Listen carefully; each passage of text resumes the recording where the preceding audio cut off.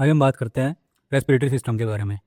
ठीक है, तो जब हम एक्सरसाइज करते हैं तो रेस्पिरेटरी सिस्टम पे क्या इम्पैक्ट आता है, ठीक है, वो समझते हैं आज। तो सबसे पहले ये समझते हैं कि रेस्पिरेटरी सिस्टम होता क्या है। It's a combination of voice box, ठीक है, हमारा विंड पाइप, नेज़ल, ठीक है, लंग्स, एक्सेट्रा। ठीक है, और इसका फंक्शन क्या है? हमारी बॉडी को ऑक्सीजन प्रोवाइड करना, CO2 को रिलीज़ करना हमारी बॉडी से। ठीक है, तो हमें ये भी पता है कि ऑक्सीजन कितनी इंपॉर्टेंट है हमारे सेल्स के लिए, राइट। हमारे जो सेल्स हैं उनको न्यूट्रिशन कैसे मिलता है? उनको न्यूट्रिशन मिलता है द ब्लड के थ्रू हमारी बॉडी में सेल्स को ऑक्सीजन पास होती है। तो कुछ ऐसी केमिकल रिएक्शंस हैं वो ऑकर होती हैं जो बिना ऑक्सीजन के पॉसिबल ही नहीं है।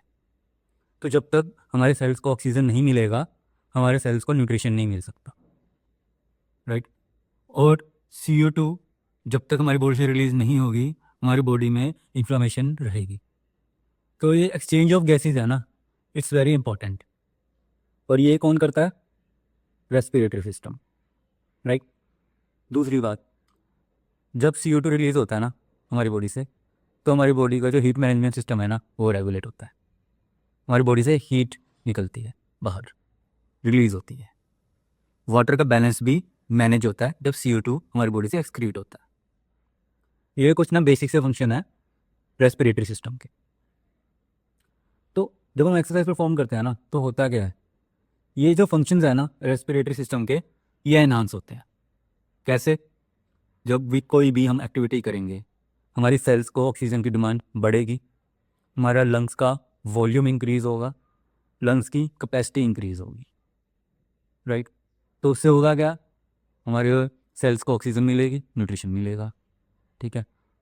हमारा जो डिफेंस मैनेजमेंट सिस्टम है, ठीक है, तो रेस्पिरेटरी सिस्टम उसमें भी इंपॉर्टेंट रोल प्ले करता है। जब भी कोई भी ना डस्ट पार्टिकल हमारे नेजल के थ्रू हमारी बॉडी में एंटर करता है, तो 3 लेवल की फिल्ट्रेशन होती है, ठीक है। फर्स्ट लेवल, जब हम नाक में हमारे बाल होते हैं, ठीक है, म्यूकोजा लेयर होती है, वो प्रोटेक्ट करती है डस्ट को एंटर होने से, ठीक है। और वो एंटर भी हो जाए ना, तो हमारे लंग्स के अंदर ना मैक्रोफेजेस होते हैं, जो कि सेल्स हैं, जो कि इन डस्ट पार्टिकल्स को, या मैं एंटीजेंस की बात करूं, ये उसको ईट कर लेते हैं। अगर इस फिल्ट्रेशन से भी रेस्पिरेटरी सिस्टम में डस्ट एंटर हो जाए या एंटीजेंस एंटर हो जाए ना, तो स्नीजिंग और कफिंग के थ्रू हमारी बॉडी से वो बाहर निकल जाते हैं। तो रेस्पिरेटरी सिस्टम का डिफेंस मैकेनिज्म में भी इंपॉर्टेंट रोल है। तो जब हम एक्सरसाइज करेंगे, ये सारे के सारे फंक्शन ऑप्टिमाइज होंगे। इससे बेनिफिट क्या होगा? ऑब्वियसली हमारे हेल्दी रहेंगे, हम हमारे सारे ऑर्गन प्रॉपरली काम करेंगे, बिकॉज हमारे ब्लड के थ्रू ऑक्सीजन मिलेगी हमारे सेल्स को। जब हम सांस लेते हैं तभी ऑक्सीजन जाती है ना।